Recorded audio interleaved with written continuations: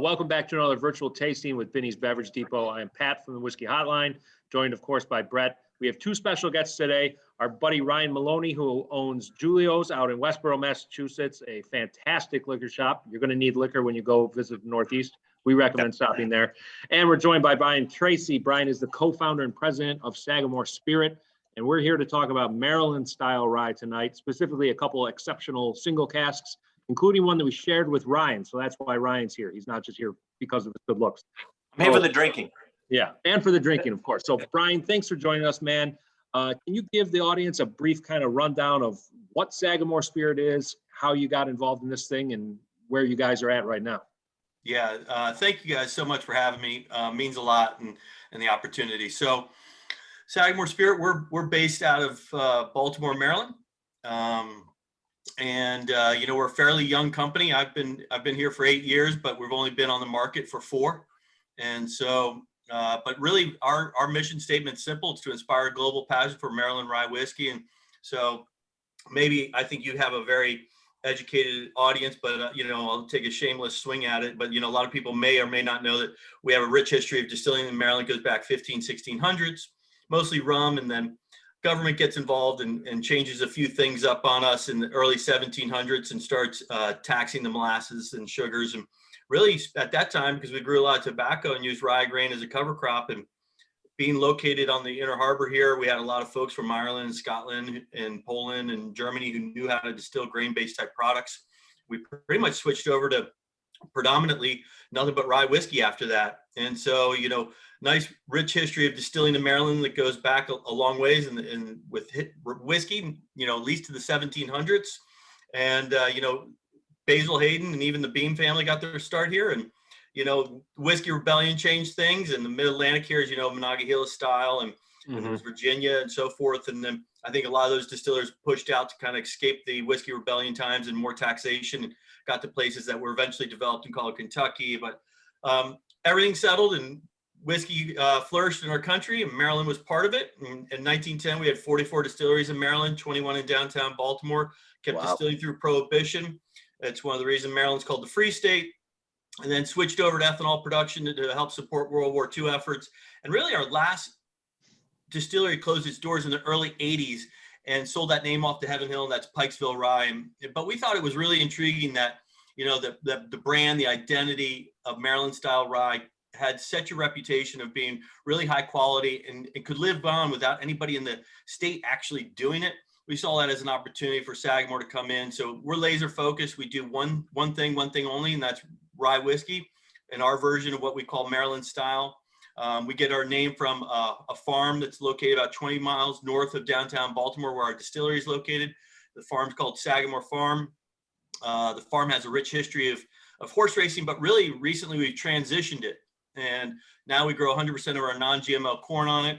And it's one of the 3 farms in Maryland where we get, probably about a third of our rye grain from in the state, between the 3 different farms, and the rest comes from out of state. And then we also use the limestone spring water from our spring house out there to proof our whiskey. So quick background on what inspired us to get into it and a little bit of who we are.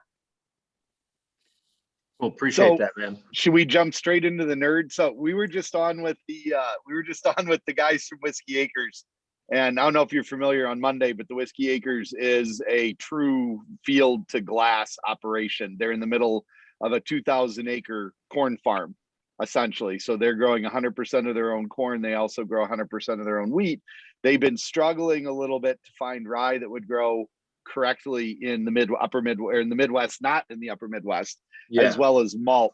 So how much experimentation have you done to get specific rye strains? Have you tried to get along the lines of what they're doing in the Monongahela Valley and like with Wiggle, trying to resurrect Maryland indigenous strains, or are you trying to just find something more appropriate distilling? How are you going about that? We went about it 2 ways. The business is tough enough, so we started with what was the Bracetta strain, right, and what you could go with and kind of know, because come to find out, none of the farmers in Maryland were really growing anymore because it's one of the only uninsurable crops. So there's a lot of risk to it. And so, we started a shared value program with them saying, like, let us buy the seed up front. Let's take that risk out of it. Let's share the risk with you. We'll hold you to a quality standard, but not a yield per acre standard. We'll buy silos on your farms and we'll help you store it and clean it and so forth. So we just needed to get up and running. So we took that approach just to kind of get started. And then we are working with the University of Maryland Agricultural Department on 5 different strands and trying to learn and kind of resurrect. But before we can resurrect, we still got a lot of findings to do. And so, and is still in the early stages. So I don't have any groundbreaking information for you on that because it's a fairly new project with us that's only really been going on for about a year or so, year and a half. But I hope to know a whole lot more in another year or so. We got to get through a cycle. A lot of our farms to get started had to start with soybean just to change the soil over and so forth. So even though you say you're growing rye, you start with a cycle of soy, and then you start doing crop rotation and so forth. So it's a slow learning curve, if you will. But we're laser focused on trying to learn as much as we can and get more involved in different strands. But it's really exciting. Go ahead, Ryan. But really, isn't that the whole thing about rye and how that sort of came about anyway? It's really America's first whiskey. All right, it's that rye. I mean, the farmers didn't know. They grew whatever rye they could find, and whatever would grow in their fields, and how they could, and whatever would flourish. Sure. And then they moved it over. So has things really changed that much? No, you go with what will grow, and you worry about the other stuff later. And so I sort of like that approach. It's like, well, we got to get up and running, and then we'll worry about that stuff too, Right. Yeah. Between that and getting a distillery off the ground and learn and getting your brand in the market, we're drinking from a fire hydrant basically. Yeah. So. Well, growing your own rye is a feat in itself. What people don't realize oftentimes is, so much of our rye comes from one place in southern Indiana, and they buy all the grain from Germany. Like, none of that is, like, rye isn't really grown on that kind of feasible commercial level here, like it is in Canada, at least. And that's what, our buddies at Whiskey Acres ran into. They planted some rye, and it's like one summer later, like, holy cow, this can't withstand Midwest thunderstorms, for example. So they had to find some certain varieties that grow much shorter, just so, maybe 40% of it won't get blown over in the middle of July. So, I totally appreciate just like get it in the ground, get it going. Right. Yeah. And that's honestly how they started. I mean, they literally did it. They put something in, it didn't work. So they got something that would grow in Western Illinois. Mm-hmm. Right. I have a ton of appreciation for what they're doing too, because it is true. It's just like a lot of people say, well, you get it 100% from Maryland. And we actually don't plan on that because we feel like all our eggs are in one basket, and it is so difficult that if we have a bad year or two, like, what do we do?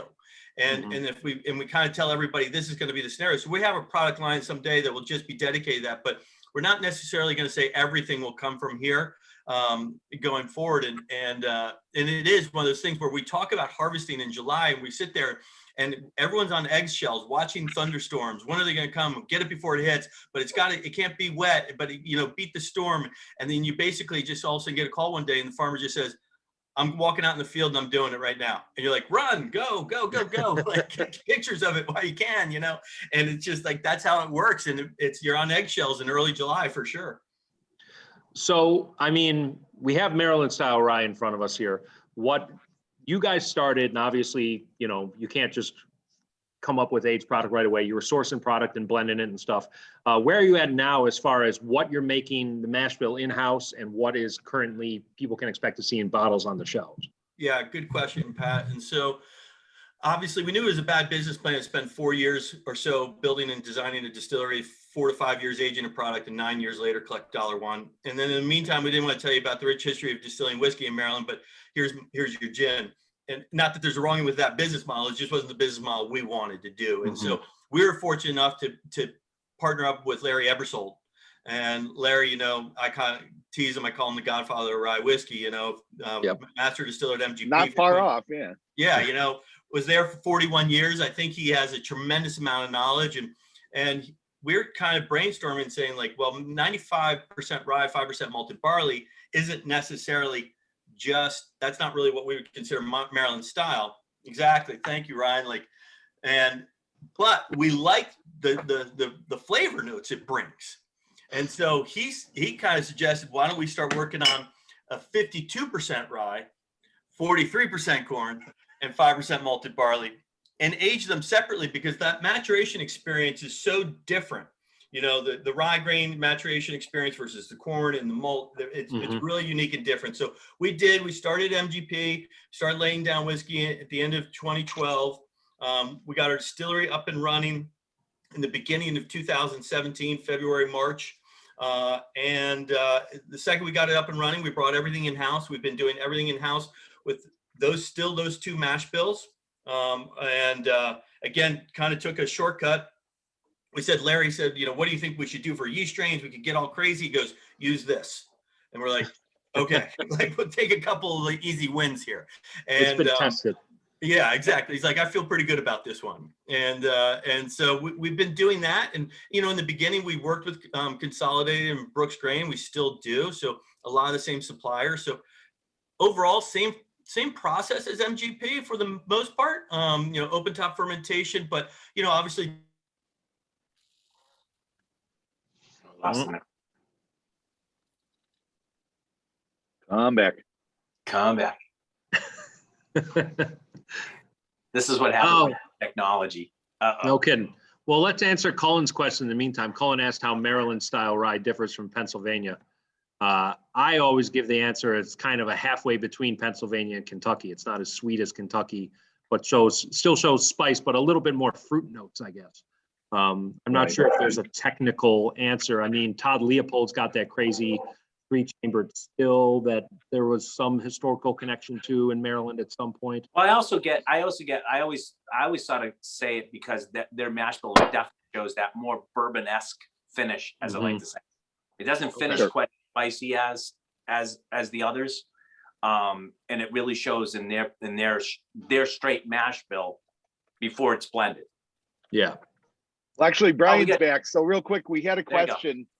What as we were filling time, we faked answers? If that's what's your definition of Maryland style rye? You know, I think it's you know, Monongahela style is beautiful. It's big, it's bold, it's straightforward usually. You know, I find Maryland style to have a little bit more of these kind of sweeter, floral, fruitier notes, you know, due to the corn, the mash bill. So a lot of times people can even confuse it in a blind tasting for like a high rye bourbon. Sometimes the way our mash bills work is, and I apologize for the technical difficulties, but you know, we distill the two and age them differently because the maturation experience really is so different from each grain versus just saying, here's one mash bill. And we like the versatility of having multiple mash bills when it comes to maybe some of our Sagamore Reserve series, and we can change up those blends a little bit. It's really quite nice. And even as the whiskey gets older, we find ourselves having to play with it a little bit more. But we like that. We like that challenge. And so for us, you know, we find that, you know, that 95.5 gives you that classic rye spice, the clove, the nutmeg, the mint, everything everyone associates with a rye. And then a lot of times that barely legal rye will give you kind of this, a little bit more of the I pick up sometimes the apricots or the fruits or the stone fruits and things like that, a little bit of floralness, like almost like a little bit of rose at times and things like that, that make it quite a bit different. And, you know, I think nice and balanced. So a lot of times people that are newer to rye whiskey, this is a great place to jump in. If they're looking for something maybe not so angular, you know, and just kind of want to kind of start here. Our signature rye is 83 proof, very approachable, very easy to drink, but I think for a lower ABV, still complex. I agree. It's that's kind of what we talked about too. Ryan had mentioned a little more bourbon-esque in the finish. I had mentioned a little more fruit. I think the big thing is that bit of corn, that dose of corn gives a little more body too. Like they don't tend to be as lean and angular as some certainly younger Monongahela style can be. Yeah. So. Well, and I'm just looking around here, and here's some argument that the biggest difference between Maryland and Monongahela is Monongahela tends to be nearing, if not at 100%. Yeah. And it's mostly the addition of a lot of corn or a finishing grain to soften up, such as that people are self-defining, I guess. So really Maryland style rye is pretty much what moved Kentucky style rye. I think Because they're I mean, similar. because they're Yeah. basically Kentucky rye is somewhere between 51 and 59% generally. Yeah. And, obviously they stuck with the classic Pikesville recipe, which I think still 51, Right. 52%. I think Woodford rye is very similar and maybe Yeah. a little bit more malt. But yeah, I see that a lot. Well, once again, you're going with what you know. I mean, you move out to Kentucky, the most of the things, because of the sheer nature of how it sort of started its whiskey business, is you're familiar with corn. I mean, let's face it, rye can be a bear to work with. Yeah. Let's not go too crazy on the rye because I don't want to clean up.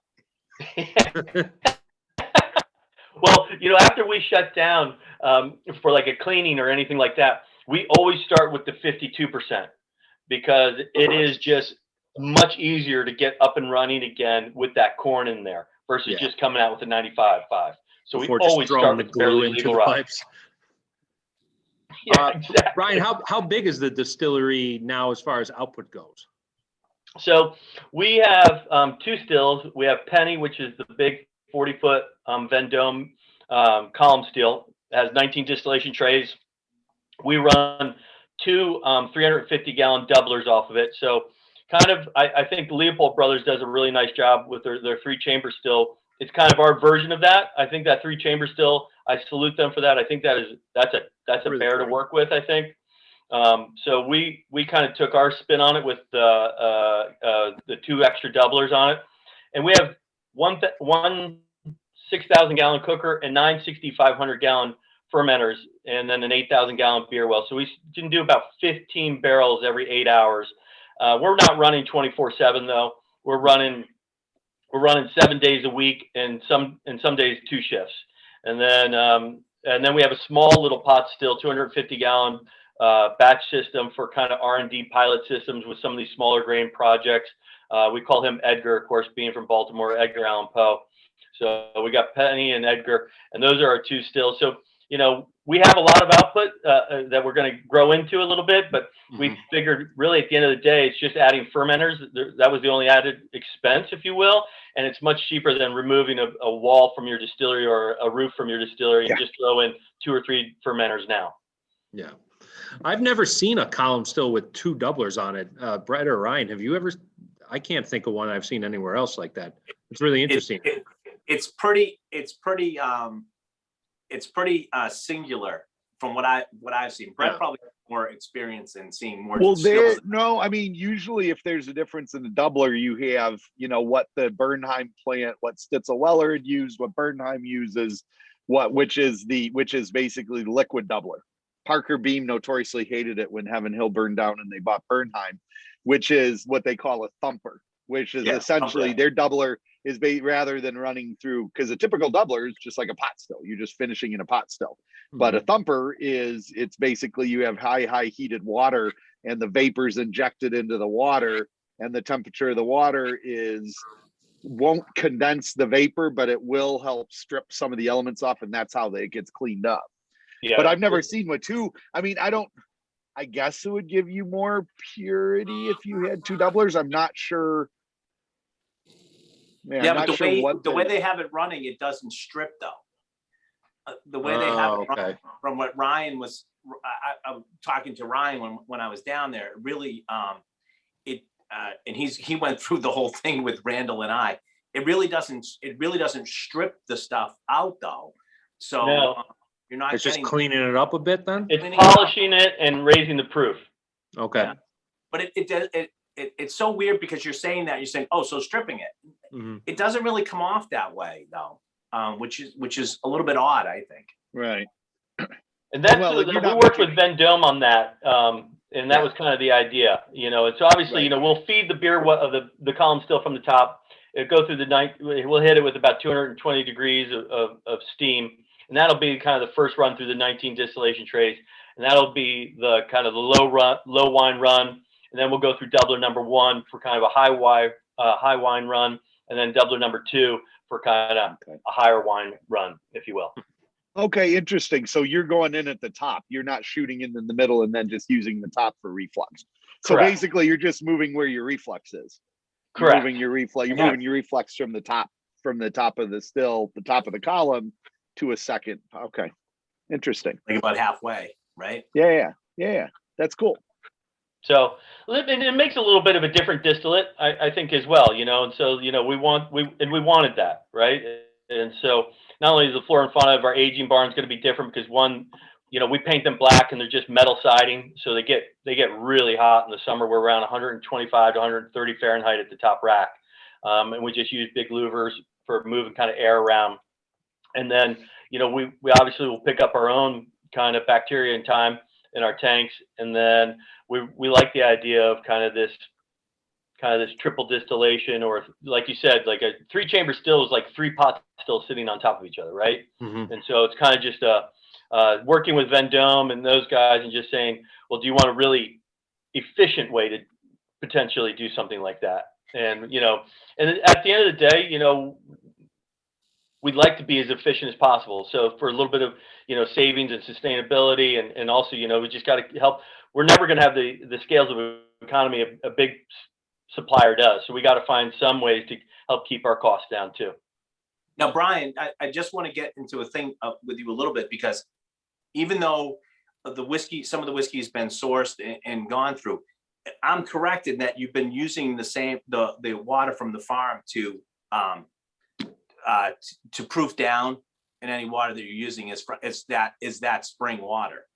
Correct. So we come off the still around 135, 136, and then we'll go into the barrel at 120. We use the spring water for that.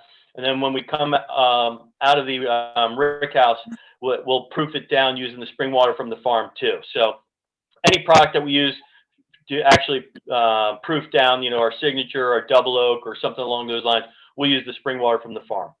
And that adds a little element too of just kind of flora, fauna, terroir as well. Mm-hmm.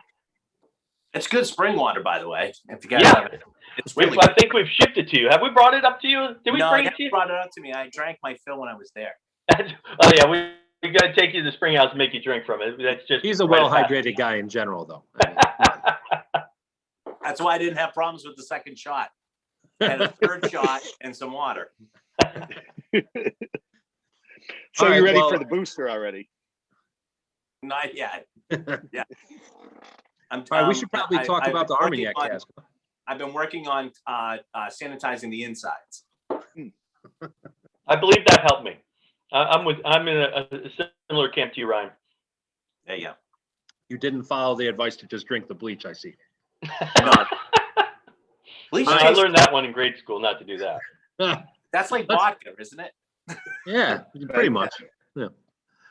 Let's talk about this Armagnac cask, I guess. So this was, Brett got a random, not a random, because it's not like you don't talk ever, but a pretty exciting phone call one day from Ryan, who was like, hey, I got this Armagnac cask at Sagamore, but it's absolutely ludicrously sized, right? Is that how that went? Did we, or was it that, or we were there for Boston Calling, right? Didn't that start Yes, when we were there for Boston Calling? Brett came up to see me and Monique, and they do the radio show every year when they come up for Boston Calling. And I had just talked to was Jack and maybe Chris at the time, and said, we have this Armagnac cask, what we're thinking of doing with this and putting, in. I'm like, well, how big is that? Because I we'll have to look at samples, but how big is it? It's like 400 liters. And like, ugh. I said, I know, I'll pawn some of this off to my buddy. But it was such an interesting idea. We had while I was down there, we had knocked around several different scenarios of different things that would be really cool to do. And the Armagnac came up, and we said, I would be thrilled to talk about that. It's taking the regular, that blending of the barrels in, throwing it in the Armagnac cask. And so I sold this to Brett as like, hey, let's do something really cool. I think this will be neat. And obviously we have to agree that it tastes great. Mhm. But in my head, I'm thinking like, okay, it's 4 years old. We're going to throw in the Armagnac cask. We're going to give it probably 2, maybe 3 months tops. And we're going to get whiskey. Well, we start tasting it after 3, not ready. Yeah. And this little thing that I thought was going to, ended up to be, now we're into a year. Then we were into 2 Right. years. And then we were finally into 3 years, and we all got the samples, and we're like, oh, thank God we waited, because it really just started showing. Yeah, it's We're like, singing right bottle now. it Just now, singing. bottle it now. You know, because we had waited. We didn't think it was going to be this long. We ended up with basically a 7-year-old rye now. Mhm. Yeah, you I were think you Go were ahead. 4.5 year original rye. And you're right, you had one barrel, 400 liters or like 105.7 gallons or something. And I believe it was barreled in August of 2017, and we dumped it in November last year. And so that was a 3 years, 2 months. So yeah, you're into the 7-year mark. Yeah, the thing is that, you know, we knew we were going to get, and that's why I called this. I want to discuss this with you because I think this is going to be really cool. And listen, I bring Brett in on a lot of things, and he does the same for me. Is just that, like, when you fill something, it's not like I'll take a barrel that's been aging for 4 years in an Armagnac cask because you know it's lost some. This is like, we're gonna fill an Armagnac cask and then we're gonna bottle it, like, you know, maybe 6 months later. That's a full cask. That's not gonna. There's gonna be really no. Yeah, you're not gonna have. You're getting the full throttle on this one. So yeah, it ended up being a little bit longer, but I think well worth the wait. You can't tell the whiskey when it's going to be done. Of course. Oh, it's fine. And it ended up being, this is the third project that we've done together, and we finally came up with a name for these things, which now we need to do more. It took literally, because we shared an Armagnac cask that we also split, Armagnac cask. We also split up a little bit with Astor Wine and Spirits in New York, in Manhattan. And then we did we split up the exclusive US release of the Lot 40 barrel strength, which we were able to go up and work with Dr. Don on putting together. Yeah, that was great. that was fantastic. We did that, and now this, but we finally, the US mail is a great, you came up with that, right, Ryan? Yes, I did. The US mail was fantastic. I like the logo you take here. Can we? Yes, it's us. And then it's MA, Massachusetts and Illinois, IL, US mail projects. So that's where we're going to start. So this was supposed to be, Pat, our second project and ended up being our third. Right. Well, at least we have the name going forward now. Yeah, now we got a name. So it was 2017 we were talking about that. Mm-hmm. I lose because part of it was also when we did that, there was, I think that what even prompted it to tick in your head was there was a Sagamore tasting going on in the store. If I remember, that's what started it. And you introduced like, oh, this is our local Sagamore rep and the guy, and we had just done a barrel with you guys. Oh, it was a blend at the time. That, It was a blend of mash bills at the time. It wasn't even a single barrel. Right. So my first foray, and Brian is gonna remember this debacle. My first foray with Sagamore is I got these fools. I mean, these great guys convinced that we should go down there and blend barrels together. And so we ended up doing, Randall and I went down there. You've met Randall, Pat. And Randall and I went down there and blended 2 barrels together, the 2 different recipes, and then another 2 together. And then we put those in together. So it was called a rye 4-2-1, 4 barrels to 2 barrels to 1 batch. And we went down there and put it all together. And the funniest thing is the guys loved it. The guys in the distillery and in the room, and Brian even loved it. And so when we started talking about doing other things, he was like, we had already convinced him, like, we're on board with this project. So I love the fact that we sort of got that going, and then we did another one, and then you guys have done stuff is doing, of course, single barrels cask strength when that came about, doing those, and the stuff that's been coming out of Sagamore. Any of your customers that have tried it, I don't understand where you could complain about it. The so quality, good. the price, the flavors are just, they're spot on. I'm tasting one of our. I will say we were nervous as hell when you came in with that idea. We're still so young, but we were really, really young. I mean, we like, and sitting there going like, and everyone's just like, just sit back and let's see what happens here. And we're like, I'll be damned. It's really Brett good. knows. Randall comes in at all 6, 7 of them, right? And he starts like, let's start moving barrels and taking stuff around. and, you know, and you're convinced and like, oh, sure, that'll be easy. Let's do that. And then of course, then we have this, and I couldn't really be happier with this project though. Yeah, no, my first this sip. turned out beautiful. Yeah, this is a gorgeous rye. It's I don't know. It's hard to get a lot of. You would think Armagnac tends to be fairly intense, and you'd think it would have picked up that flavor fast and that kind of character fast. But this Well, is here, it's so mellow and fruity, and it doesn't have like it's not overly spicy. It's gorgeous. It's just gorgeous. well, what, and also part of that, what was the usage time? Do you know, or what's what's sort of the backstory? Excuse me, the backstory of the barrel, the Armagnac barrel. Where was it from? Did it just come from like Speyside or, you know, Kelvin on the open market? How long had it been used, if you know? You know, honestly, we don't. Gaskin, I'll tell you that. What's that? It's not Gaskin wood, I'll tell you that. We would have been spiced through the high heaven. You know, it's one of the things that actually came from us looking. We're browsing through a lot of barrels for our Vintner's Finish, which was one of our first releases ever under Sagamore Reserve series, which was really at the time just we used a bunch of red wine barrels, the Shiraz, Pinot Noir, and Cab, but during that nosing and going through the different barrels, we just came across this one barrel, and we don't have the history on it. I don't know what was in it, but like the aromas were so incredible coming out of it that we just said, and we'll take this one barrel. And then they brought it back, and the team kind of utilized a blend of the 2 straight rye mash bills and dropped it in there. And I just took my first sip. I can't believe this thing's 113 proof. Yeah, No. it is so soft. You know, the funny part about this was when we originally talked about it too, and they said, Brett, it's an Armagnac cask. No one's done this. This is going to be so cool. It's going to be, no one's done this. I think the flavors are going to really pop. I think it's going to be awesome. And the funny part is, as we kept going, it kept getting longer and longer. We're into a year. We're into 2 years. I go, somebody's going to beat us now.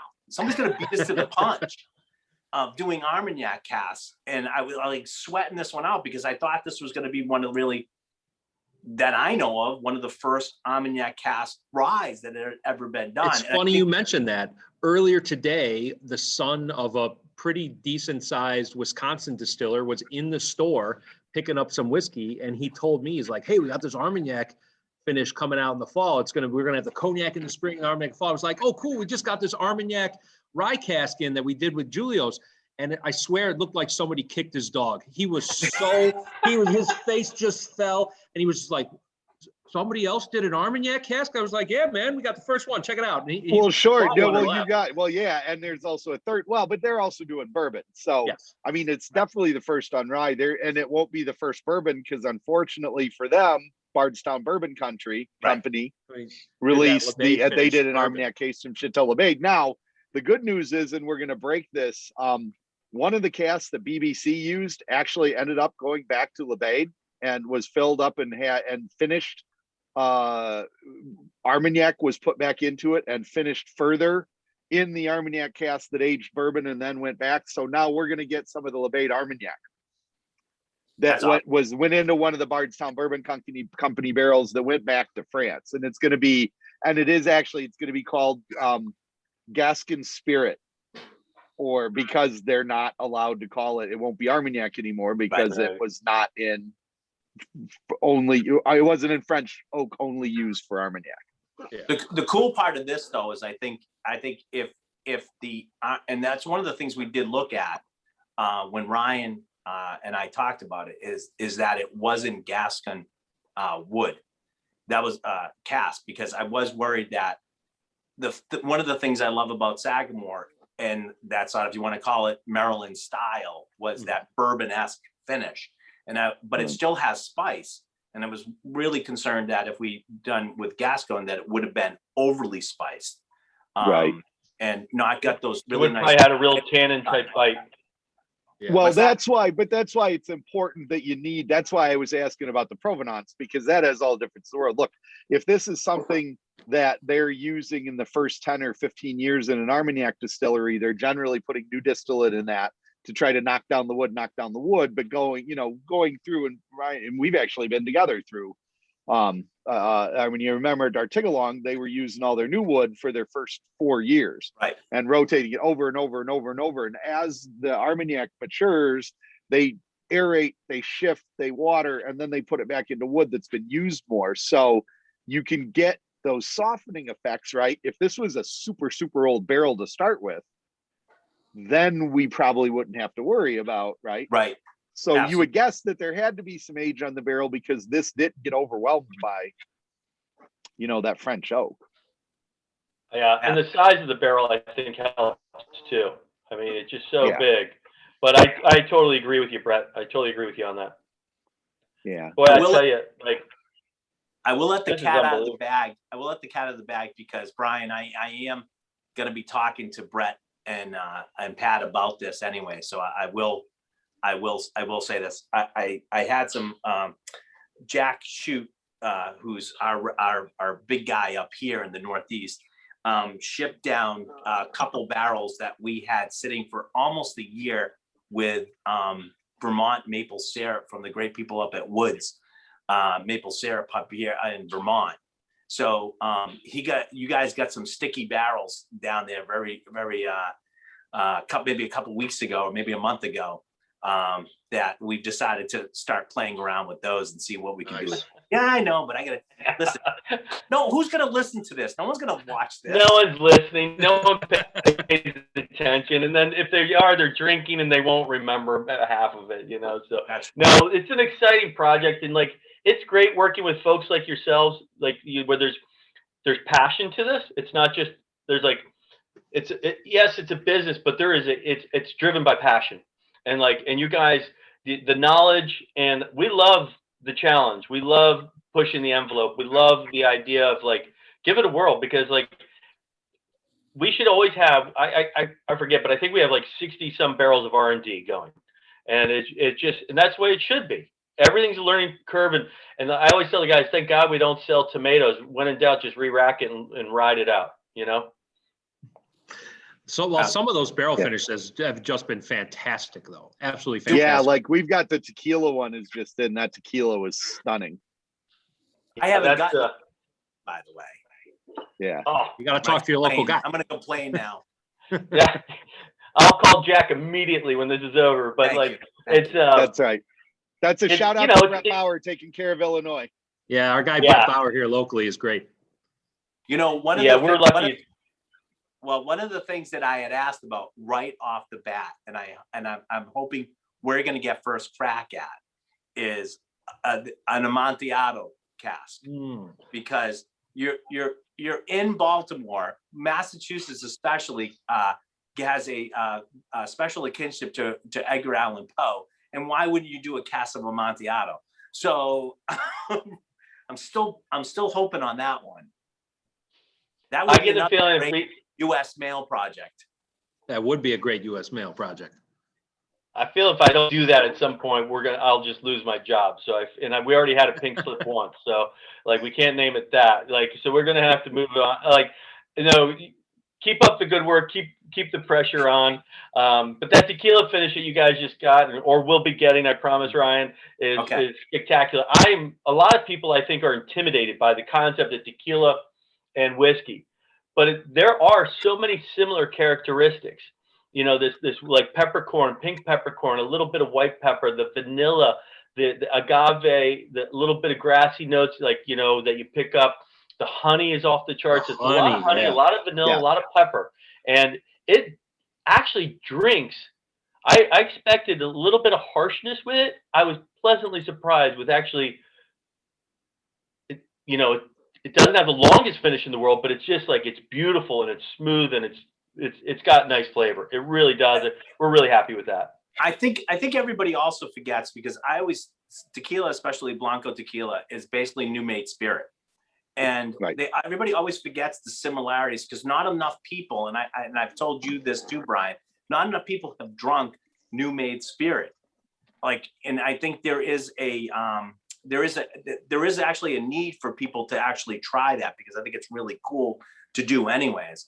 But that new made spirit, there's more akin across almost the entire pantheon of spirits for new make. There are a lot more similarities than there are differences. Especially with rye and tequila too, I think. Just that profile and whether you want to call it grass or vegetal or spice or whatever. But I think you have to look at the mentality though, because remember, distilling, it's a discussion we had. We just had the opportunity recently to distill with a brandy producer, the close friend of ours in Northern California, Osacalis. And the one thing you learned is what the brandy that tastes the best off the still is not what is in the receiver that goes into wood at the end, because you need to have some components that are probably in and of themselves less pleasant when it's clean, that are necessary to make sure that there's some structure when it goes into wood. Then I'm wondering that if the same thing, if you were going to do a new make rye spirit, tequila is a little unique because of the way it's distilled, because they don't take Blanco. They would take Blanco as a receiver up the whole run and then put it in wood. So it's like, if we're trying a new tequila, generally I'll try a Blanco tequila. If the Blanco's not good, then wood's not going to help it, right? So then you don't need to taste anything else, because wood's not going to help. I think though what you're doing, because the character of the spirit coming off your stills, I would guess, is much different from the first 5 minutes, the middle, and it's not nearly, I mean, of course it's hugely different in Scotch because you have a heads cut and a tails cut, and you have an alcohol because of the styles of still that are used. You have such a wide variant in alcohol content off of a column, and then the pots you're using, it's probably not as much variance. But I would guess if you were going to do a white rye, you would want to take it more from the middle of the distillation rather than out of your receiving tank. When it's done, that's going to go into wood. Can I say something now? Because the way their setup is, that's a more continuous process, and you can't make it. Right, Brian? Right. Yeah, exactly. Just because of their weird setup, Brad. So it's very consistent from beginning to end. What you end up taking is very consistent beginning to end. Okay. Yeah. And that is something we want. We want consistency. It is nice to have that flexibility, but it is that's not an option for us on that one. So the tequila finish is really fun. So we took just almost a 5-year-old rye and finished 8 months in some nice extra añejo tequila barrels, and I think they complement each other really well. And so if you're looking to change things up a little bit this Cinco de Mayo, I recommend we grab a bottle from Benny's or Julio's for sure. Say get it now; it might not still be around in another 2 weeks. Yeah, that's right. Well, that's somebody was arguing about that the other day about infringing on Cinco de Mayo, and I hope everybody remembers that Cinco de Mayo is sort of a weird sort of U.S. holiday. It's like a real holiday. It's a U.S. bar holiday that's not a holiday that's heavily celebrated in Mexico. It's what Randall and I like to refer to as an amateur drinking day. And there are so many folks out there.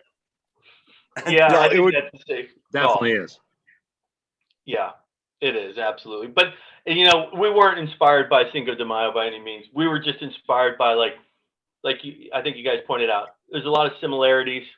And the extra añejo, it is a fairly new thing. That's not something, but we like the concept. We like the concept of aging and wood, and we think there's they complement each other. So we went for it, and we're happy with the way it turned out. Yeah, the extra añejo as a category, I think, has only been a category since 2011 or something. Yeah, right? Or it's been less than 10 2003, years, maybe right? Yeah. Sometime this century. Hey, listen, at least you didn't have to wait 3 years for it to come out. Yeah. Yeah, we got lucky on that one for sure. So but technically, you guys got lucky on technically the Armagnac project was a extra añejo finish. Extra weight. Great call on that, Brett. But man, I tell you, there is a beautiful, there's some peppercorn, but the raisin and the orange zest, and that is and I still can't believe that's 113. Yeah, I think when people, it's tough right now with COVID getting liquid on lips, as we like to say, but I think when people start trying this and start talking about it, it's going to go fast. Yeah. I might have to call Brett up for some extra. Well, do you get, we might not, like I said, this might not, and it won't even be the association might not make Cinco de Mayo. Do you know, interesting on the barrel, because of that softness and roundness, we get a little bit, so we know it had to be used at least 3 years for tequila because it's extra añejo. What kind of barrel was it, or were they ex-bourbon before the tequila? Or do you think they were fresh wood before the tequila went in? You know, so what they might.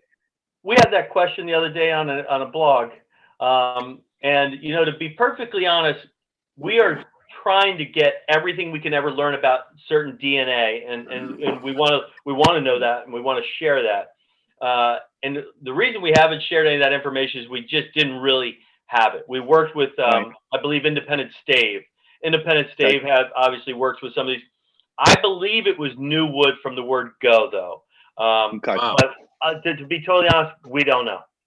Right. Yeah, and that's tough because especially in tequila business, they'll use wood from so many different sources. It is, and when they get fresh wood, they typically end up being, the fresh barrels end up being basically the same thing that would be used for bourbon in a lot of cases, because they're buying from American Cooperage. So you're right, it's impossible to tell. Yeah. I wish I had a great story for you, and I challenge our guys to say, let's make sure we can always put a great story and tell everybody, because people want to know and I want to know. And they said, we do that, but sometimes when you're sitting there, and you're just going around putting your nose in the bung, and there's just certain aromas you can't resist. And someone says, I don't know. And you say, well, I don't care. I just want this barrel. Right. Yeah, of course. Yeah. Yeah. It doesn't matter what the packaging looks like, right? Yeah. It's what goes into your mouth at the end that's important. Yeah. Story's great. Story's great. Taste is much better. Yeah. Yes. That's what we all want. We want them coming back and buying another bottle. It comes down to just quality of the what we put in the bottle, and I think we put something there that represents well and hopefully sells well for you guys. Yeah. No, absolutely. Thank you very much. I appreciate that. Yeah. And this Armagnac, I've already looked online to see if you guys ship to Maryland, and of course Maryland doesn't really allow shipping, so I know the Of course answer. not. So I got guys. He'll drive it down, Jack. Jack and Brett Bauer. If you're listening, I'm putting you to work, man. This is literally all I got, and that's it. You need some of this. It's a bullshit amount. Yeah. I poured my Armagnac finish here probably about an hour and 10 minutes ago now, and every time I've gone back to this thing, it is presenting differently. It's just it's been evolving so much, and it's unbelievable that it's 113 proof. I mean, if I tasted it blind, I would think maybe it's 101 or something, or 103. I mean, it's so gentle, and there's so much fruit in it. It's crazy. It's crazy that a rye whiskey ended up tasting this way. I can't wait to taste maple syrup. Pat's what we like to call a thinking man's whiskey. It just keeps on going. There's so much more to discover each time. Yeah, I couldn't agree more. Native sipper. Like I've got the empty glass, and I'm just kind of working off like the honey, the peppercorn, the dried apricot, like apple, like it's awesome. It's incredible. I keep not having an empty glass because I keep pouring more. I'm like, this is again all I got, so I'm like, do I want to do it all now or save it a little later? We'll get you some down there, Brian. Don't worry about it. Yeah. Hey, I want to thank you guys for including me on this. I really appreciate it. Thanks for joining us. I mean, this has been great. This is fun. We got a kind of sneak peek at a couple things upcoming with Sagamore, I suppose. So and I don't know if I fully answered your question earlier. So we did start with MGP, and we're excited that our product will, now that we're 4 years old, we got our big anniversary for our distillery this weekend, and now the product's 4 years old. You guys know how to read labels. You'll be seeing a label change coming. Nice. So are you going to be able you're in a spot where you can fully transition out, or how long do you think? Because it's not, people sometimes get a little unnecessarily prickly about, pointing at labels and saying, well, they didn't, but you know what? If the whiskey's good, the whiskey's good. And the fact is that MGP Rye is incredible. And now you guys are trying to make your process run so you can be just as incredible. And there's, just the transition. Are you going to plan on, how long are you going to plan on keeping MGP Rye coming? Is that still going to be a piece, or do you have sort of a plan to taper that into 100% Maryland produced? It will be eventually 100% Maryland produced. Good. There's zero doubt about that. Right. The timing is hard to know. It really is hard to know. Our products, our cask strength is now 5 to 7 years old between the two blends. The double oak is 6.5 years old, and even our signature rye, which is at $38, $39, is a blend of 4 and 6 year old. And one thing we know at this stage, we don't want to go backwards in age as much as we want to do Maryland. So it's going to probably be close to a 2-year process, 18 months. It's a little hard to say, but we're excited. It's a defining moment for our brand. We got to get it right. I believe we will, but it will eventually be 100% rye. And then, like you said, like the funny thing is it's going to be a straight rye, but the word straight kind of has to disappear, because while we're blending the two, if they're coming from two different states, two different distilleries, we can't call it straight, even though they're straight ryes. And so it's going to be this interesting time where people are like, is this, what are they doing wrong? And we're not doing anything wrong. We actually think we're doing a lot of things right. But, the TTB, we'll play by the rules. We'll do it right. You can do blend of straight rye whiskeys, can't you? Correct. Yeah. So I don't know if anybody still reads the back labels. We'll find out. Yeah. Well, but the thing is too, is it's the same thing we talked about even with, with this Armagnac finish, is the whiskey's going to tell you when it's ready. You know what I mean? So you have to keep bringing those elements or two states of whiskeys together until the point where it's going to tell you, okay, now you don't have to do that anymore. You can't force it. More important to get that right than it is for a label change.